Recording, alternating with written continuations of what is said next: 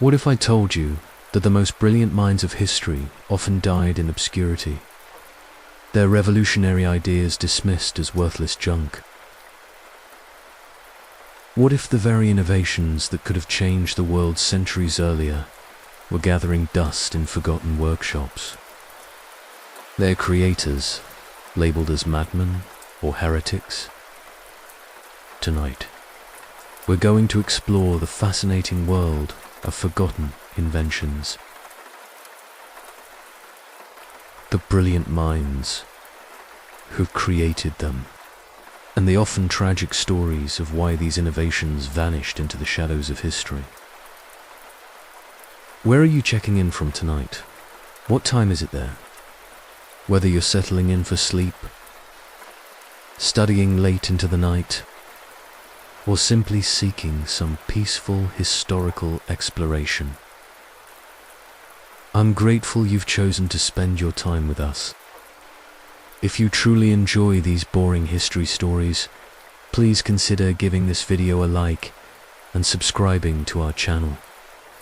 Your support means the world to us. And please, don't forget to comment below about what historical topic you'd like us to explore next. Or just check in and let us know how you're doing. You're an important part of our growing community, and I want to thank you for your continued support. Before we begin our journey through forgotten innovations, maybe put on a fan for some gentle background noise and get comfortable. We have a long, fascinating night ahead of us. Now, imagine for a moment that you're living in medieval Europe, perhaps in the 12th or 13th century. You're not a noble, not a merchant, not even a skilled craftsman. You're something far more precarious, something that society barely understands. You're an inventor. Picture yourself waking up in your cramped workshop, which doubles. The wooden walls are thin, offering little protection from the bitter cold that seeps through every crack. There's no central heating, no electricity, no running water. Your breath forms visible clouds in the frigid air. As you struggle to light a small fire, this fire will be your only source of warmth and light for the entire day. The smell hits you immediately. It's a mixture of wood smoke, unwashed bodies, animal waste from the streets outside, and the metallic temps of the various materials you work with. Your neighbors empty their chamber pots directly into the street, and the stench wafts through your shuttered windows. You've grown accustomed to it, but visitors often gag when they enter your workspace. Your stomach growls painfully. As an inventor, you're not part of any established guild. You have no steady income, no guaranteed customers. Most people view your work with suspicion at best, outright hostility at worst. The Church considers many mechanical innovations to be attempts to replicate God's divine power. The established craftsmen see you as a threat to their traditional methods and livelihood. You reach for your breakfast, a piece of stale bread that's harder than the wood you carved yesterday. If you're lucky, you might have a small portion of cheese or a few dried berries. More often, you'll go hungry. Water comes from a well shared by dozens of families, and you never know if it's safe to drink. Many of your fellow inventors have died from diseases spread through contaminated water, but you have no choice. Your hands, already scarred from countless accidents, with sharp tools, you have no proper medical care. When you cut yourself, you might pack the wound with herbs if you can afford them, or simply wrap it in whatever clean cloth you can find. Infection is a constant threat. You've seen brilliant minds lost to simple wounds that became infected, because proper medical treatment was either unavailable or too expensive. The lighting in your workshop is abysmal, You work by candlelight or oil lamps. The flickering flames create dancing shadows that make precise work nearly impossible. You've burned yourself countless times when hot wax dripped onto your hands or when you accidentally knocked over a lamp. Fire is an ever-present danger in your wooden workshop filled with flammable materials.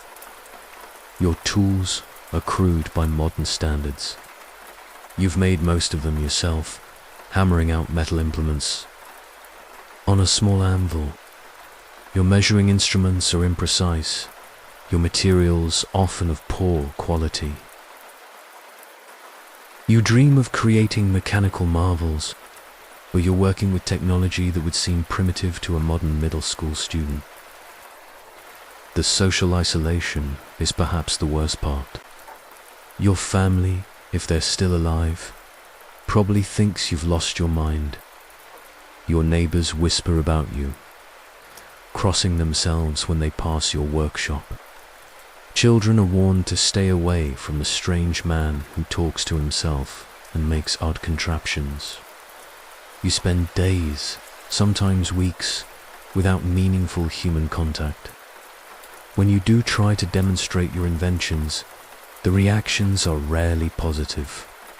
Show someone a mechanical clock, and they'll ask why anyone would need to know the exact time when the sun and church bells work perfectly well. Present a device that could make farming more efficient, and the farmers will tell you that the old ways were good enough for their fathers and grandfathers. Try to explain the principles of physics behind your inventions, and you'll be accused of practicing dark arts. The church presents perhaps your greatest threat. Many mechanical innovations are seen as blasphemous attempts to replicate divine power. Moving statues, mechanical birds, automated devices, something that should be reserved for God alone. You've heard stories of inventors being investigated by church authorities, their workshops destroyed, their inventions burned as works of Satan. Even if you manage to create something truly revolutionary, you have no way to mass produce it, no way to spread knowledge of your innovation, and no way to profit from it substantially. The printing press doesn't exist yet, so you can't publish your designs. Most people can't read anyway. Knowledge is passed down through apprenticeships and word of mouth. And since you're not part of an established guild, you have no formal way to train others. Your workshop is constantly under threat. Thieves might break in, not to steal your inventions, which they consider worthless, but to take your tools. Rival craftsmen might sabotage your work out of jealousy or fear. City officials might shut you down if your activities are deemed disruptive to the peace. You live in constant fear of losing everything you've worked for. The legal system offers you little protection. As someone outside the established social order, you have few rights. If someone steals your idea and claims it as their own, if your invention accidentally causes harm, you could be held fully responsible, facing severe punishment. The concept of intellectual property doesn't exist, so your innovations can be copied without any compensation to you. Weather affects your work dramatically. In winter, your hands are too cold to do precise work. The metal tools become painfully cold to touch. In summer, your stuffy workshop becomes unbearably hot, and you risk heat exhaustion. Rain can ruin your materials. Flooding can destroy your workspace, and you have no insurance to cover such losses. Your diet is so poor that it affects your ability to think clearly. Malnutrition is common, and the lack of proper nutrition makes it difficult to concentrate on complex problems. You might suffer from scurvy, rickets, or other deficiency diseases.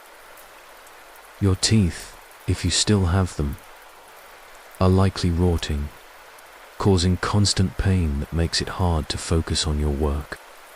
Sleep is often elusive. You might work by candlelight late into the night, trying to solve a particular problem, only to wake up a few hours later when the cold becomes unbearable. You sleep on a straw mattress that's home to fleas and other pests.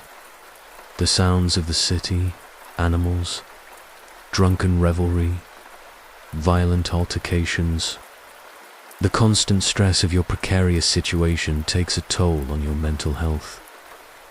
You might develop what we would now recognize as depression or anxiety.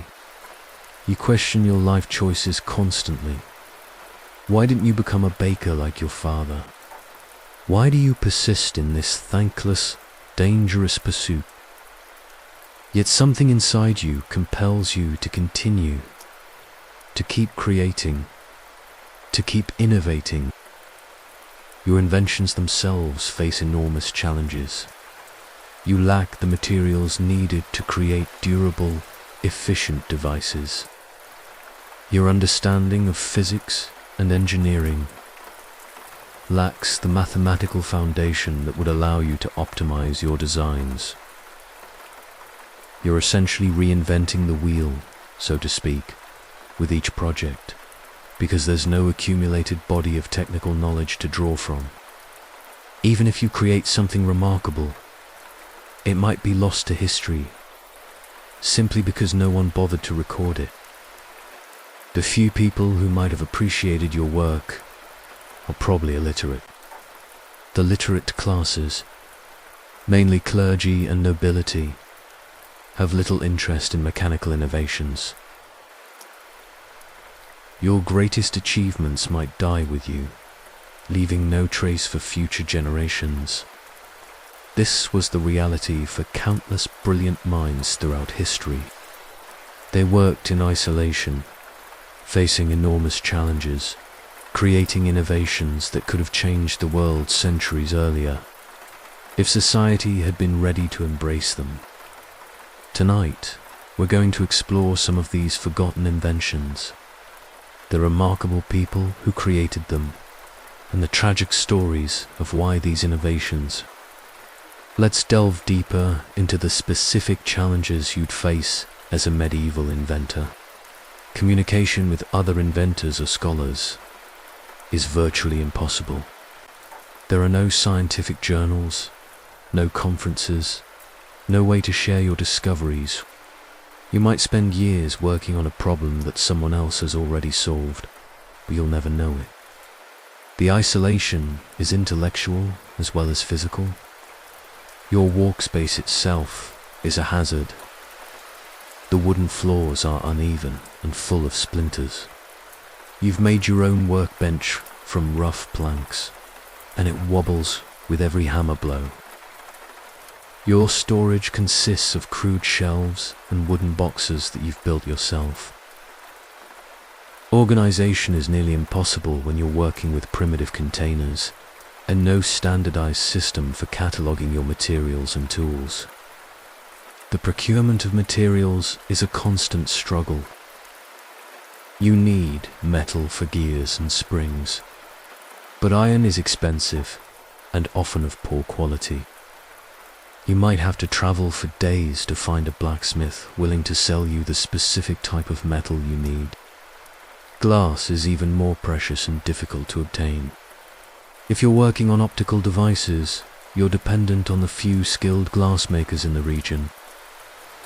Your relationship with time itself is different from modern inventors. You have no precise way to measure short intervals. Water clocks are unreliable. Sundials don't work at night or on cloudy days.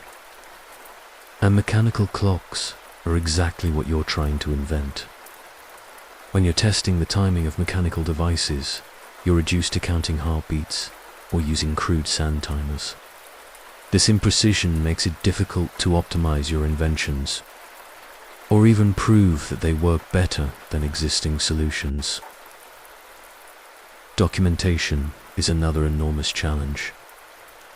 Paper is expensive and rare. You might use parchment made from animal skins, but it's costly and difficult to work with. Most of your notes are scratched onto wax tablets that can be erased and reused, meaning your most important discoveries might be lost when you need the tablet for something else. You can't create detailed technical drawings because you lack proper drawing instruments. The seasonal nature of your work adds another layer of difficulty. In winter, you might have only a few hours of adequate light for detailed work. In summer, the heat in your workshop becomes unbearable, especially when you're working with fire.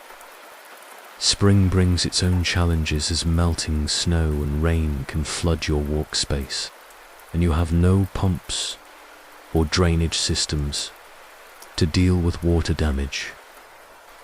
Your social position makes every interaction fraught with danger. If you're too successful, you might be accused of using supernatural powers. If you're too poor, you might be viewed as a vagrant or beggar. If you dress too well, people will wonder where you've got the money, possibly suspecting theft. If you dress too poorly, no one will take your work seriously. You're constantly walking a tightrope between different social expectations. The guild system creates additional barriers. Established craftsmen have organized themselves into powerful guilds that control their trades. They don't want outsiders creating innovations that might threaten their monopolies. If you invent a better way to make shoes, the Cobbler's Guild will oppose you. If you create a more efficient loom, the Weaver's Guild will try to shut you down. These guilds have legal power and political influence that you lack. Your health deteriorates constantly from the demands of your work. You might develop respiratory problems from breathing metal dust and smoke. Your eyes suffer from working in dim light. Your back aches from hunching over your workbench. Your hands develop permanent calluses and scars. Minor injuries that would be easily treated today become serious problems that can end your career. The psychological toll is immense. You might work for months. You have no one to discuss your failures with, no mentors to guide you, no support system. The constant rejection and ridicule from society wears down your confidence. Your inventions face practical problems that go beyond their technical merit. Even if you create something useful, you have no way to manufacture it in quantity. You're essentially a one-person operation with no employees, no production line. Each device you make is unique, crafted entirely by hand, making it expensive and difficult to reproduce consistently. The economic system doesn't support innovation. There's no concept of venture capital, no investors looking for the next big breakthrough. You're entirely dependent on your own resources and the occasional patron who might be willing to fund your work. Most wealthy people prefer to spend their money on established luxuries rather than untested inventions. Even basic record keeping is challenging. You have no standardized system for measuring weights, lengths, or volumes. A foot measured in one town might be different from a foot measured in another. This makes it difficult to create precise specifications for your inventions, or to communicate your requirements to suppliers and craftsmen. The storage of your work presents ongoing problems. You have no way to preserve organic materials from decay, no way to prevent metal from rusting, no way to protect delicate mechanisms from dust and moisture. Your life's work is constantly under threat from the elements, pests, and simple entropy. As we embark on this journey through time, remember that innovation has never been easy. Every breakthrough we take for granted today was once the impossible dream of someone working alone in a cold, dark workshop, facing skepticism, hostility. These forgotten inventors were the unsung heroes of human progress, and their stories deserve to be remembered. The father of new... Now that we've explored the harsh realities of being an inventor in medieval times, let's travel even further back. Egypt, around 285 BCE, to meet one of history's most brilliant. His story represents the tragedy of innovation lost to time. A genius whose revolutionary inventions could have accelerated human progress by centuries. Ctesibius was born into a world of intellectual ferment. Alexandria, founded by Alexander the Great and developed under the Ptolemaic dynasty, had become the greatest center of learning in the ancient world. The great library of Alexandria housed hundreds of thousands of scrolls, and the city attracted scholars and inventors from across the Mediterranean. Yet even in this intellectually vibrant environment, Ctesibius faced challenges that would ultimately doom most of his innovations to obscurity. The son of a barber, Ctesibius grew up watching his father's daily routine in their small shop. But unlike other children who might have been content to follow in their father's footsteps, young Ctesibius was fascinated by the mechanical aspects of his father's work. He noticed how the bronze mirrors moved up and down, how the razors needed to be sharpened at precise angles, how water was used to clean and soften beards. These everyday observations would later inform his revolutionary understanding of mechanics and hydraulics. His first major breakthrough came when he was still working in his father's barbershop. The shop had a bronze mirror that customers used while getting their hair cut. The mirror was suspended by a rope that passed through a pulley system, allowing it to be raised and lowered. But Ctesibius noticed that the rope was constantly stretching and breaking, making the mirror difficult to adjust smoothly. Rather than simply replacing the rope regularly like everyone else would have done, Ctesibius began experimenting with a different approach. He created a counterweight system using a lead weight that would balance the mirror's weight. But he didn't stop there. He enclosed the weight in a cylinder and used the compressed air created by the weight's movement. What may have been the world's first pneumatic system. When the mirror was pulled down, the weight would rise, compressing air in the cylinder. When released, the compressed air would push the weight down, raising the mirror smoothly. The system worked so well that it created a whistling sound as the air was compressed and released. This accident, this byproduct of solving a practical problem. Word of the ingenious barber's son spread throughout Alexandria. The compressed air system was not just functional, but also produced music. This caught the attention of scholars at the Museum of Alexandria, the research institution associated with the Great Library. They invited Ctesibius to demonstrate his invention, and what they saw amazed them. Ctesibius had essentially invented the first pneumatic machine, predating similar devices by over 15 centuries. But more importantly, he had grasped the fundamental principles of pneumatics. This understanding would drive his subsequent inventions and establish him as the father. His reputation as an inventor grew rapidly. The Ptolemaic rulers, who valued learning and innovation, provided him with royal patronage. This support allowed Ctesibius He attracted students and collaborators, creating what was essentially the world's first research and development laboratory focused on mechanical engineering. One of his most celebrated inventions was the hydraulis, often considered the ancestor of the modern pipe organ. This device used water pressure, creating a musical instrument that could produce complex melodies and harmonies. The hydraulis became incredibly popular throughout the Roman Empire and remained in use for centuries. But Ctesibius didn't just create musical instruments. He invented the first accurate water clock, known as a clepsydra.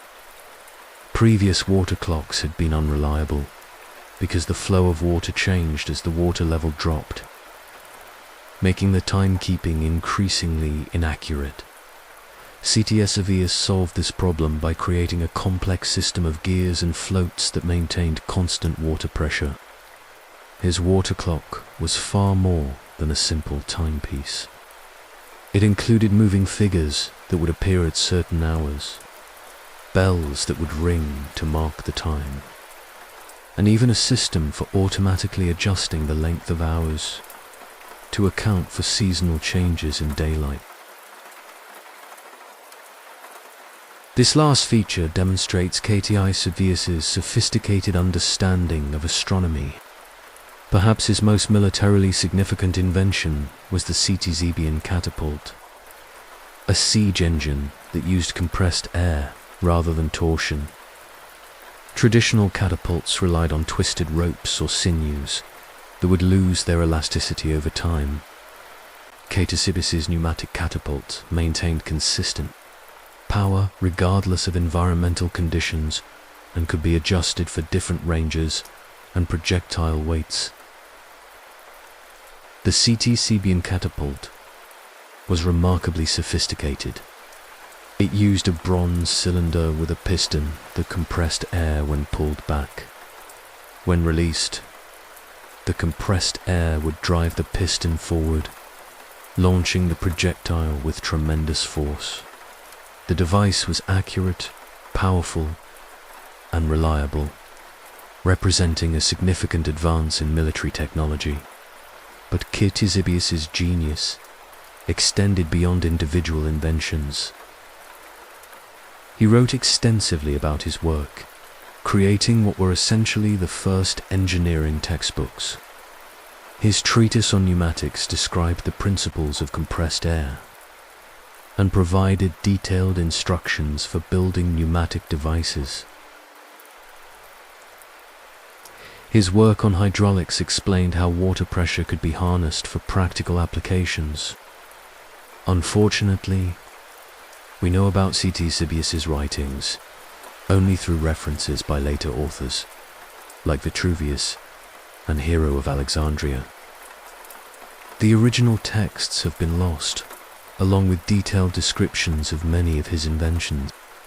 This loss represents one of the great tragedies of technological history. Had Ctesibius's complete works survived, the development of pneumatic and hydraulic technology might have accelerated by centuries. His influence on later inventors was profound. Hero of Alexandria, who lived about 3 centuries later, explicitly acknowledged Ctesibius. Hero's famous Ialopile, often considered the first steam engine, was directly inspired by Ctesibius's. The automata that Hero created, mechanical devices that could perform complex movements, were based on techniques that Ctesibius had pioneered.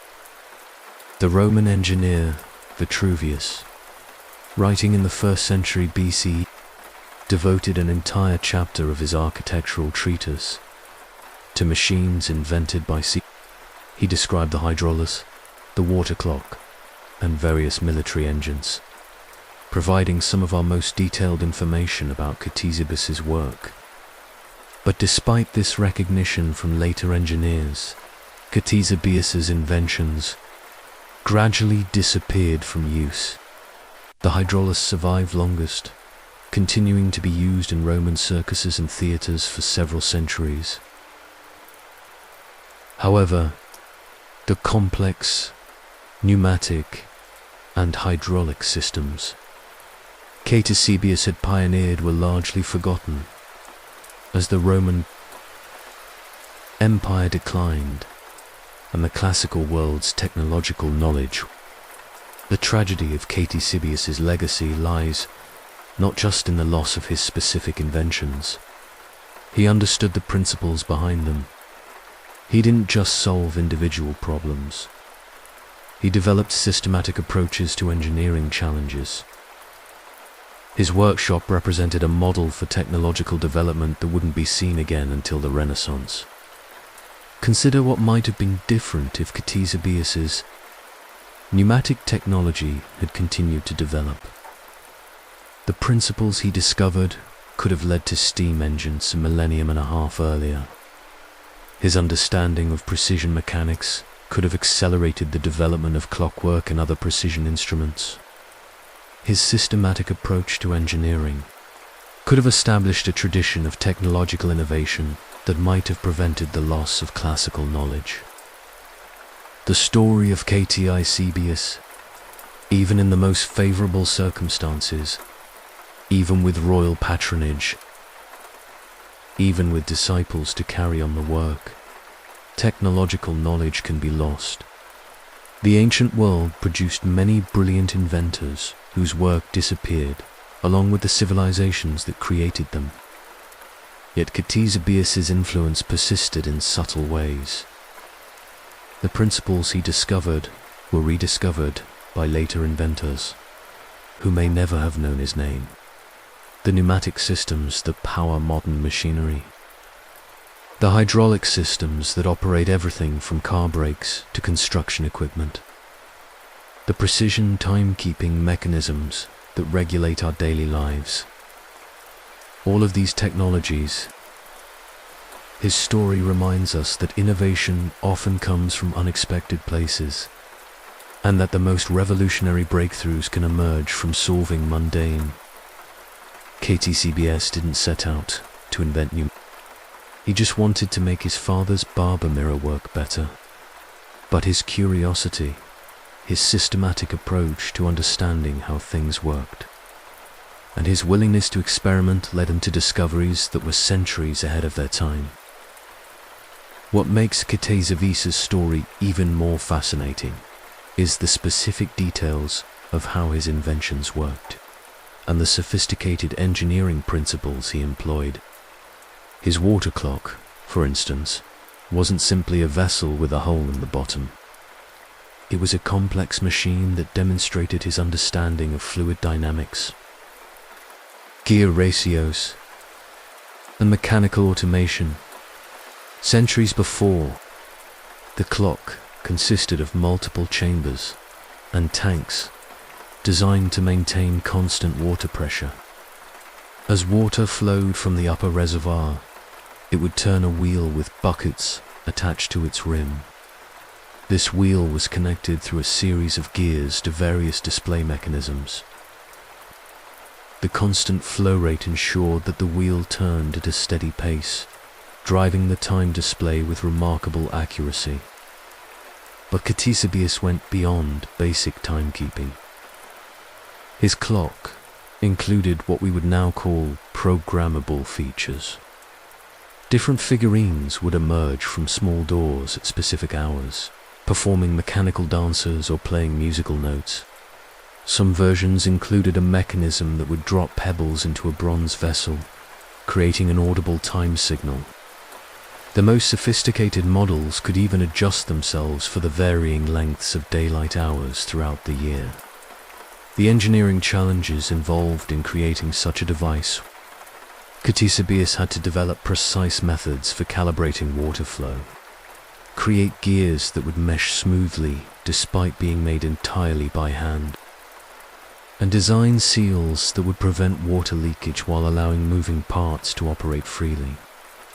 He essentially had to invent the principles of precision engineering from scratch. His hydraulis was equally revolutionary in its complexity. The instrument used a system of pumps to force air into a wind chest, where water pressure maintained consistent air pressure. This solved a fundamental problem that had plagued earlier wind instruments, where the air pressure would fluctuate as the player's breath varied. The hydraulis featured multiple ranks of pipes, each tuned to different pitches. Keys, similar to those on a modern piano, would open valves that allowed air to flow to specific pipes. The instrument could produce complex harmonies and melodies, making it the first truly polyphonic musical instrument. Some versions included stops that could change the timbre of the sound, anticipating features that wouldn't appear in pipe organs for centuries. Ctesibius's understanding of acoustics was remarkably sophisticated. He recognized that the pitch of a pipe was determined by its length, and that the volume could be controlled by regulating air pressure. He experimented with different pipe materials and shapes, discovering that bronze pipes produced a clearer, more resonant sound than reed or wood pipes. The social and cultural impact of his inventions was profound. The hydraulis became the centerpiece of entertainment in Roman theaters and circuses. Skilled performers could play complex musical pieces that amazed audiences accustomed to simpler instruments. The instrument became so popular that hydraulis players achieved celebrity status, and competitions were held to determine the most skilled performers. His pneumatic catapult represented a quantum leap in military technology. Traditional catapults relied on torsion springs, made from twisted animal sinews. These materials would stretch and weaken over time. They were also difficult to calibrate and maintain, making accurate targeting nearly impossible. Ctesibius's pneumatic catapult used a bronze cylinder with a precisely fitted piston. When the piston was pulled back, it compressed air in the cylinder to enormous pressures. The compressed air provided consistent power that didn't degrade with use or weather conditions. The device could be precisely calibrated for different ranges, making it far more accurate than traditional siege engines. The manufacturing challenges involved in creating these bronze cylinders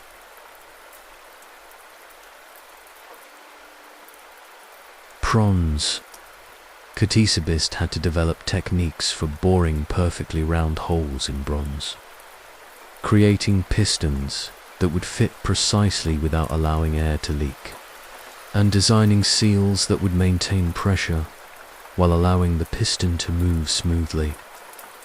These manufacturing techniques represented advances in metallurgy. Beyond his individual inventions, Ctesibius established principles of systematic experimentation. He didn't just tinker with devices until they worked. He studied the underlying principles and developed theories to explain why they worked. His approach to problem-solving was methodical and scientific, involving careful observation, hypothesis formation, and rigorous testing. His workshop became a center of learning. He developed teaching methods that combined theoretical understanding with practical application. Students would learn the principles of pneumatics and hydraulics through lectures, and then apply this knowledge by building. This pedagogical approach wouldn't be seen again until the establishment of engineering schools in the 18th and 19th centuries. The economic impact of Ctesibius's work was significant as well. His inventions created new industries and employment opportunities. Skilled craftsmen were needed to build and maintain hydraulic organs, water clocks, and pneumatic engines. Musicians specializing in the hydraulics became a distinct profession. The precision manufacturing techniques he developed influenced other crafts. Yet despite all these achievements, Ctesibius faced constant challenges that foreshadowed the eventual loss of his innovations. The complexity of his devices made them expensive to build and maintain. Few craftsmen possessed the skills necessary to repair them when they broke down. The knowledge required to understand and improve upon his inventions was concentrated in a small group of specialists who didn't always pass their knowledge to the next generation. The political instability that plagued the later Ptolemaic period, wars, and civil conflicts disrupted the funding that supported his workshop. The practical demands of military engineering sometimes took precedence over the theoretical research that was necessary for long-term technological development. Religious and philosophical opposition also played a role in the eventual decline of his innovations. Some philosophers argued that mechanical devices that mimicked natural processes were impious attempts to replicate divine creation.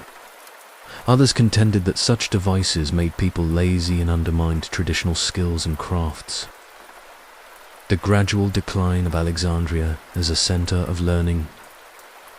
As the Roman Empire's focus shifted away from the Eastern Mediterranean, resources for maintaining the great library and museum diminished.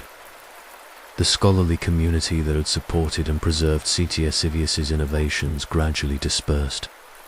Perhaps most tragically, the loss of Ctesibius's detailed technical writings meant that later inventors had to rediscover his principles. The pneumatic and hydraulic systems that he had perfected were reinvented multiple times throughout history, each time requiring decades or centuries of development that could have been avoided. The story of Ctesibius reminds us that technological progress is not inevitable or irreversible. Even the most brilliant innovations can be lost if they're not properly preserved and transmitted to future generations.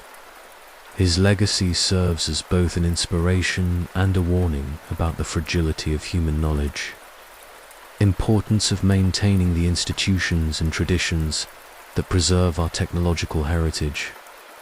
The loss of Ctesibius's detailed writings and many of his inventions represents, but his story also demonstrates the persistence of human ingenuity and the way that good ideas, even when lost, have a tendency to resurface when the time is right. The lost secrets of Damascus steel, a metallurgical mystery. We move now from the pneumatic marvels of ancient Alexandria to one of history's most enduring technological mysteries, a puzzle that has captivated metallurgists. The story of Damascus steel represents not just the loss of a manufacturing technique, but the disappearance of an entire scientific tradition that produced materials whose properties we still struggle to fully understand today. Damascus steel, known in the Islamic world as Wootz steel, was not merely a type of metal, but a technological achievement that bordered on the alchemical. The steel produced distinctive watered patterns on its surface, resembling flowing water or wood grain.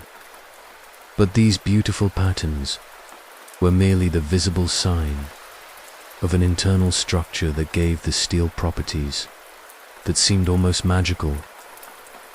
The mystery begins in ancient India, sometime around 300 BCE, in the region that is now southern India and Sri Lanka. Here, in furnaces that burned with carefully controlled temperatures, skilled metallurgists developed a technique for creating steel ingots that would become the foundation of one of history's most prized materials. These ingots, called woots, were the raw material from which Damascus steel would be forged. The process of creating wood steel was shrouded in secrecy from its very beginning. The metallurgists who developed the technique passed their knowledge down through generations of craftsmen, each bound by tradition and economic necessity to guard their secrets carefully. What we know about the process comes from fragmentary accounts by travelers, incomplete descriptions in medieval texts, and the painstaking work of modern scientists. The creation of Woot's steel began with the careful selection of iron ore.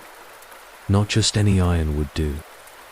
The metallurgists had identified specific types of ore that contained the precise combination of elements necessary for their process.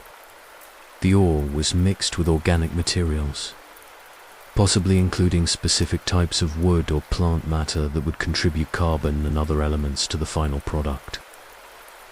The smelting process itself was conducted in small clay furnaces called crucibles. The temperature had to be controlled with extraordinary precision. Too hot, and the steel would be ruined by excessive carbon absorption.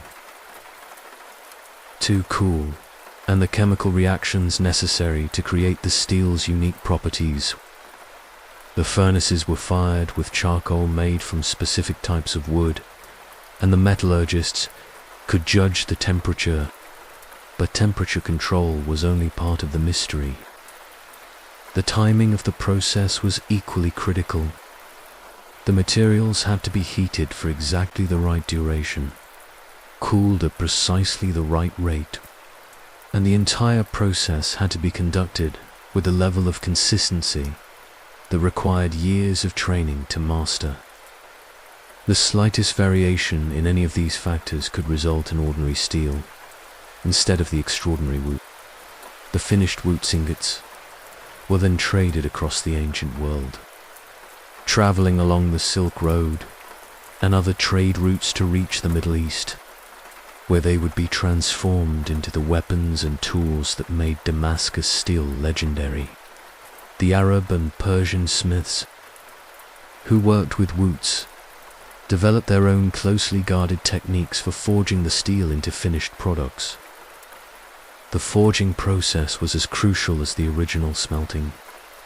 The woot ingots were heated and hammered with techniques that had been perfected over centuries. The smiths had to understand not just how to shape the metal, but how to work with its unique internal structure.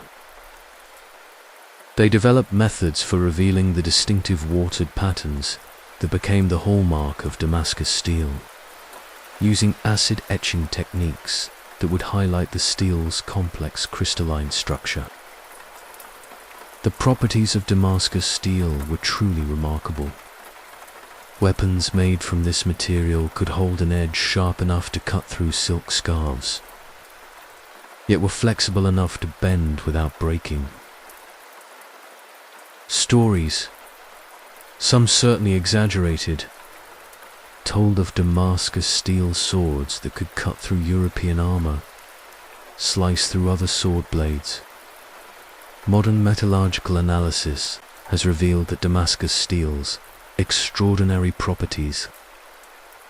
The steel contained bands of different types of iron carbide crystals, arranged in patterns that gave the material. Carbon nanotubes, a discovery of modern materials science, have been found in samples of ancient Damascus steel, suggesting that the medieval metallurgists had unknowingly created one of the most advanced materials known to science. The steel's reputation spread throughout the medieval world. Crusaders returning from the Holy Land brought back tales of Damascus steel weapons that seemed to possess almost supernatural properties. European smiths attempted to duplicate the steel but failed to understand the complex processes involved. They could create steel that looked similar, but lacked the extraordinary properties of true Damascus steel. The demand for Damascus steel was enormous, and the trade in Wootz ingots became one of the most profitable in the ancient world. Merchants traveled thousands of miles to obtain the precious material, and skilled smiths who could work with Wootz.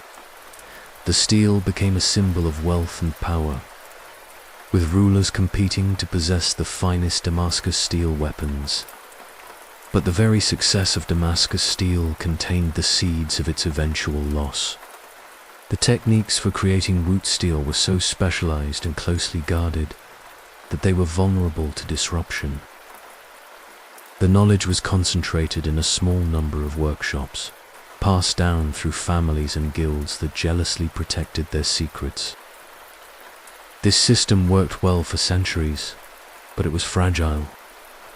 The first signs of trouble appeared in the 17th century. European travelers and merchants began reporting that the quality of Damascus steel was declining. The distinctive watered patterns were becoming less pronounced, and the steel's legendary properties. By the 18th century, genuine Damascus steel was becoming increasingly rare, and by the early 19th century, the techniques for creating it had been lost entirely. The reasons for this loss are complex and still debated by historians and metallurgists.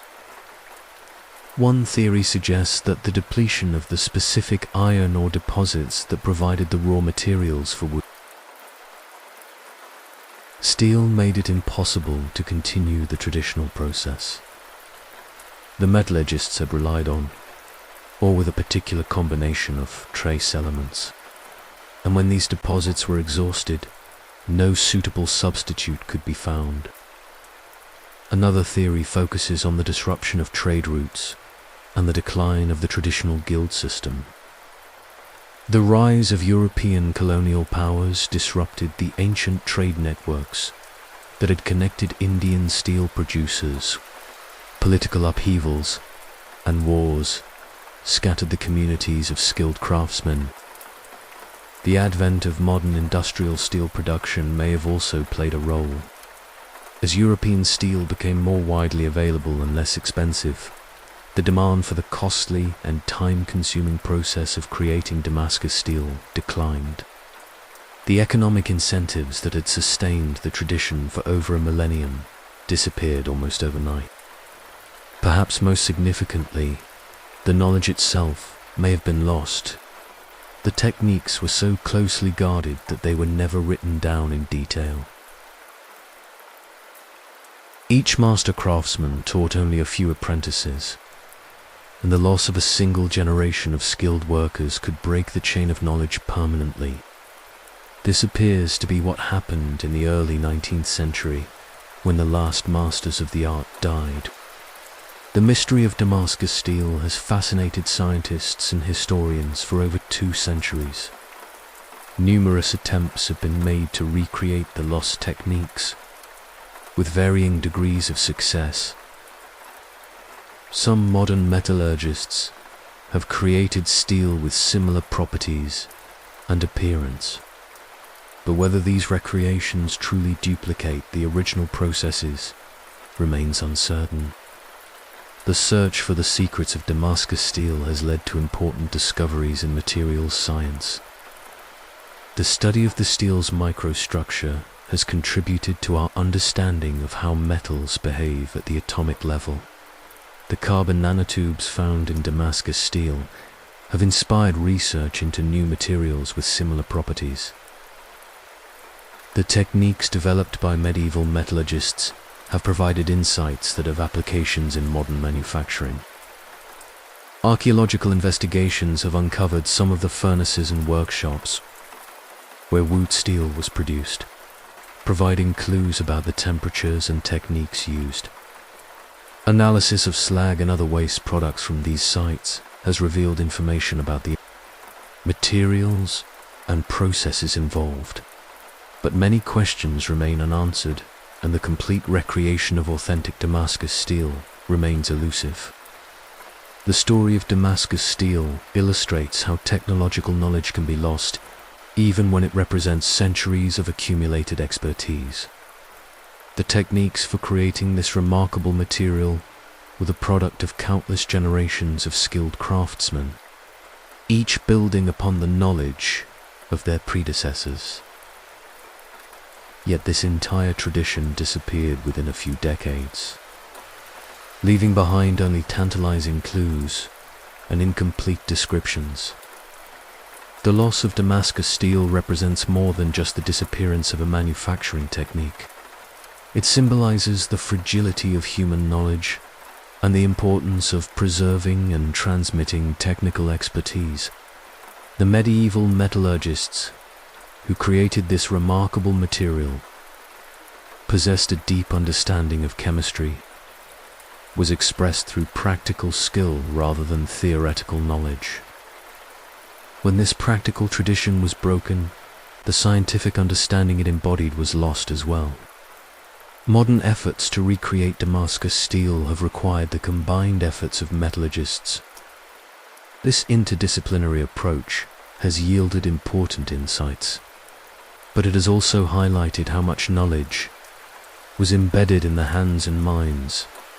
The subtle adjustments, the intuitive understanding of how materials behave, the accumulated wisdom of generations of practical experience. All of this was lost when the tradition was broken. The mystery of Damascus steel continues to captivate researchers and enthusiasts around the world. Each new discovery brings us closer to understanding how this remarkable material was created, but the complete secret may remain forever lost. The story serves as a reminder of the importance of preserving not just the products of human ingenuity, but the knowledge and skills that created them. Recent archaeological discoveries have added new dimensions to our understanding of Damascus steel production. Excavations in southern India have uncovered furnace sites dating back over 1,000 years, complete with crucibles, tools, and waste products.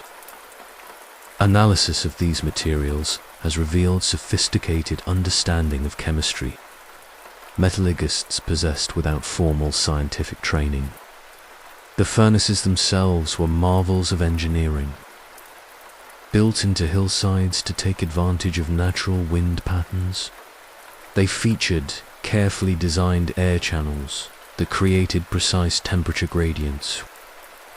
The metallurgists had learned to harness natural forces, using monsoon winds to power their bellows and seasonal weather patterns. To time their production cycles, they understood that humidity affected the steel-making process and adjusted their techniques accordingly. Chemical analysis of crucible fragments has revealed traces of unusual elements that may have been deliberately added to the steel.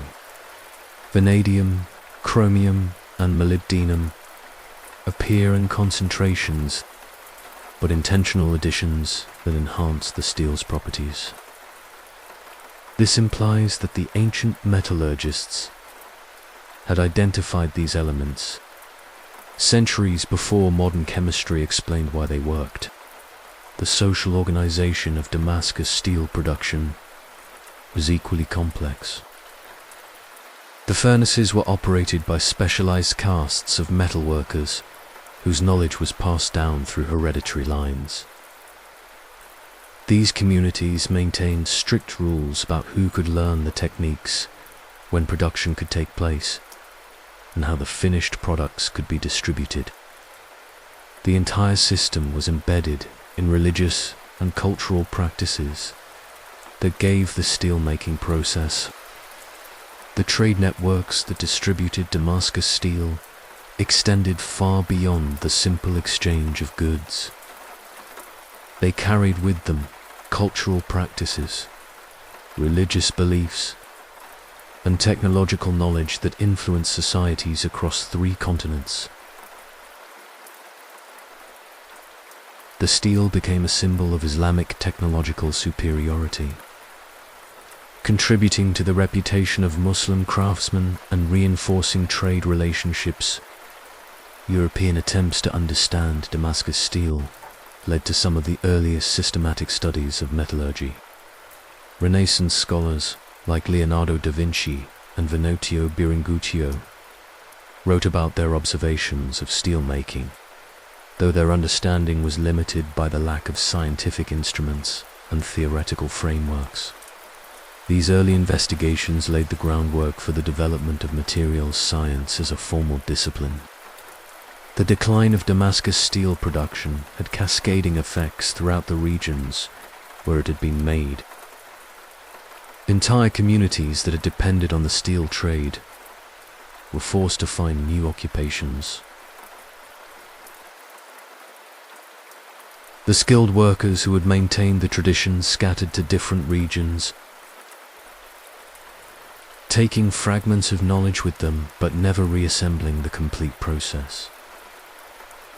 Some attempted to establish new workshops, but without access to the proper raw materials and the complete knowledge base.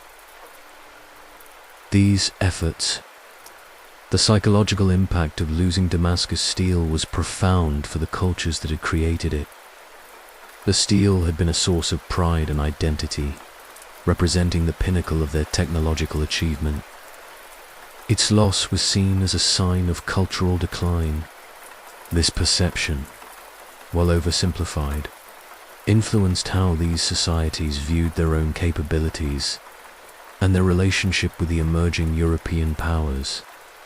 Modern attempts to recreate Damascus steel have employed sophisticated analytical techniques that would have amazed the original craftsmen. Electron microscopy, X-ray diffraction, and spectroscopic analysis have revealed the steel's internal structure. Computer modeling has helped scientists understand how the unique crystalline patterns formed and how they contributed to the steel's properties. Yet despite all these advanced tools, the complete recreation of authentic Damascus steel remains elusive. Each new attempt reveals additional layers of complexity in the original process. The metallurgists discover that factors they thought were unimportant, such as the specific type of wood used for charcoal or the precise timing of cooling cycles, actually played crucial roles in determining the final properties of the steel. The search for Damascus steel has led to unexpected discoveries about the capabilities of ancient metallurgists. Carbon nanotubes, one of the most advanced materials in modern nanotechnology, have been found in samples of authentic Damascus steel, suggesting that the medieval craftsmen had unknowingly created structures the modern scientists are only beginning to understand. This discovery has revolutionized our understanding of what pre-industrial technology could achieve. The story of Damascus steel also illustrates the importance of tacit knowledge in technological development. Much of what the original craftsmen knew was never written down, because it was considered obvious or because it was learned through years of hands-on experience. The subtle visual cues that indicated proper temperature, the sound of the fire that revealed the right atmospheric conditions, the feel of the metal that showed when it was ready for the next step, all of this embodied knowledge disappeared. Contemporary materials scientists working on Damascus steel have had to rediscover, not just the technical processes, but the sensory skills that allowed the original craftsmen to work without modern measuring instruments. They have learned to judge temperature by color, to assess the quality of raw materials by their appearance and feel, and to recognize the subtle signs that indicate when chemical reactions are proceeding correctly. The mystery of Damascus steel continues to captivate researchers. Each new discovery brings us closer to understanding how this remarkable material was created, but the complete secret may remain forever lost. The story serves as a reminder of the importance of preserving not just the products of human ingenuity, but the knowledge and skills that created them. The Gilded Age of Forgotten Innovation. Life in the workshops of elite Victorian inventors. As we conclude our journey through the world of forgotten inventions, we turn our attention to a period that might seem more familiar, yet holds its own mysteries. The Victorian era, particularly the latter half of the 19th century, represented a golden age of invention and technological progress. Yet even in this period of unprecedented innovation, countless brilliant ideas were born. Let us step into the world of the Victorian gentleman inventor, a figure who occupied a unique position in society. Unlike the isolated medieval craftsman or the ancient engineer working under royal patronage, the Victorian inventor often came from the emerging middle or upper classes, possessed of both education and financial resources that allowed them to pursue their interests with a freedom unknown to earlier generations. Picture yourself in the private workshop of a wealthy Victorian inventor, perhaps in London, New York, or Berlin in the 1880s. The workshop is a marvel of organization and technological sophistication. For its time, gas lamps provide steady, bright illumination that would have amazed earlier inventors. The walls are lined with precision tools imported from the finest manufacturers in Europe and America. Workbenches are equipped with lathes, drill presses. The Victorian inventor's workshop was a temple to precision and order. Unlike the chaotic medieval craftsman's space, every tool had its designated place. Every material was carefully catalogued and stored. The workshop often occupied an entire building, with different rooms dedicated to different types of work. There might be a room for metalworking, another for electrical experiments, a third for chemical investigations, and a fourth for testing and demonstration of completed inventions. The resources available to these inventors were extraordinary compared to their predecessors.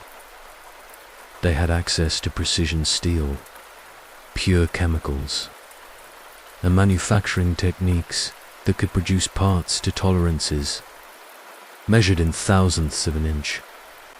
They could order materials from catalogues, correspond with other inventors, and even traveled to international exhibitions to see the latest innovations from around the world. Yet for all these advantages, the Victorian inventor faced unique challenges. The very success of the Industrial Revolution created a conservative bias toward proven technologies. Investors were often more interested in incremental improvements to existing technologies, in revolutionary new approaches that might disrupt profitable industries. The social structure of Victorian society also created barriers to innovation. The gentleman inventor was expected to maintain a certain social standing, which limited their ability to engage in the messy, hand-sewn work that innovation often required. They were expected to be theorists and visionaries, leaving the practical details. This separation between conception and execution often resulted in designs that were brilliant in theory. The patent system, while more developed than in earlier periods, was still plagued by inefficiencies. Wealthy inventors could afford to patent their ideas and defend them in court, while poorer inventors often saw their innovations stolen by those with better legal resources. The process of obtaining patents was expensive and time-consuming, and the protection they offered was often inadequate to prevent copying and improvement by competitors. Competition among inventors was fierce and often destructive. The period saw numerous patent wars, where inventors spent more time and money fighting in court. The famous rivalry between Thomas Edison and Nikola Tesla, while well documented, was just one example of how personal and professional conflicts. The Victorian inventor also faced the challenge of rapid technological change. An invention that seemed revolutionary one year might be obsolete the next, as new materials. The pace of innovation was accelerating, making it increasingly difficult for individual inventors to keep up with developments in their fields. Many Victorian inventors became obsessed with creating perfect, complete systems. They wanted to revolutionize entire industries with single, comprehensive innovations. This approach often led to inventions that were too complex, too expensive, or too far ahead of their time to be. The story of the Victorian inventor is also the story of the emergence of corporate research and development. As the century progressed, individual inventors found themselves competing not just with other individuals, but with teams of researchers employed by large corporations. These corporate laboratories had resources that no individual inventor could match, and they could pursue long-term research projects that might not show immediate commercial returns. One of the most tragic aspects of Victorian innovation was the fate of inventions. The period produced numerous devices that worked exactly as intended but failed to find markets, displaced by inferior but more marketable alternatives. The history of technology is littered with examples of better mousetraps that failed to attract customers. The Victorian inventor's relationship with manufacturing was complex and often problematic. While the Industrial Revolution had created sophisticated manufacturing capabilities, these were largely oriented toward mass production of standardized goods. Many innovative products required specialized manufacturing techniques or custom components. This created a chicken and egg problem where innovations couldn't be produced cheaply enough to find markets. But couldn't find markets. The global nature of Victorian society also created new challenges for inventors. An innovation developed in London might be simultaneously developed in Berlin or New York. The telegraph made communication faster, but it also made it easier for ideas to be stolen and implemented elsewhere before the original inventor could capitalize on them. The Victorian period saw the emergence of the professional inventor, individuals who made their living primarily through creating and licensing new technologies. These inventors faced the constant pressure of having to produce commercially viable innovations to support themselves and their families. This commercial pressure often led to compromises that reduced the revolutionary potential of their ideas.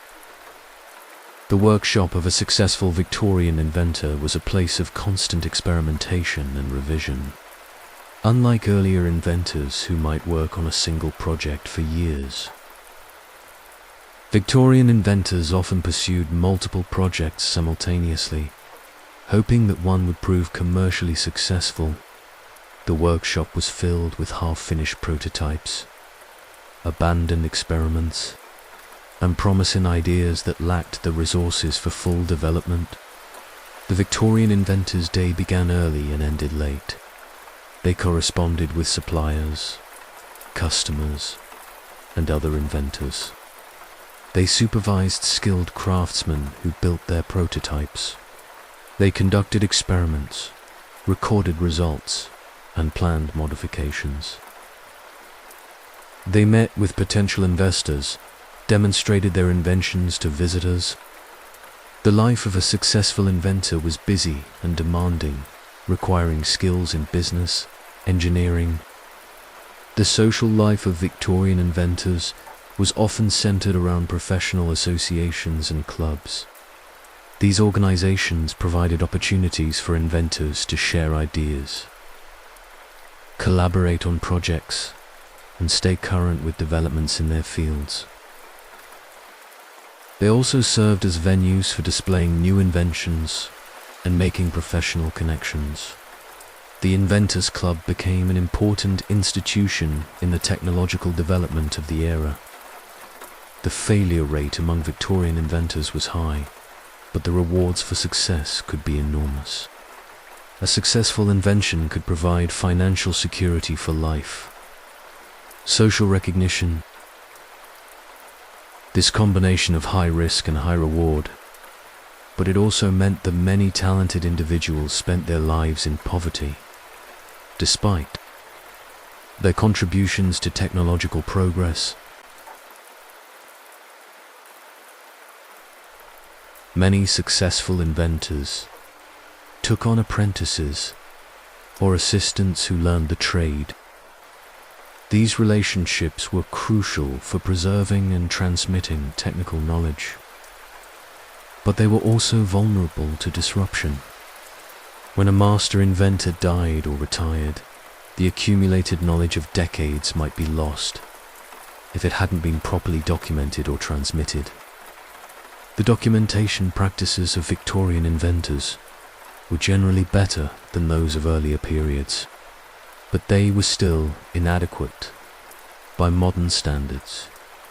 Many inventors kept detailed notebooks of their experiments and observations, but these were often written in personal shorthand or technical jargon that was difficult for others to understand. The loss of these notebooks when inventors died or their estates were dispersed.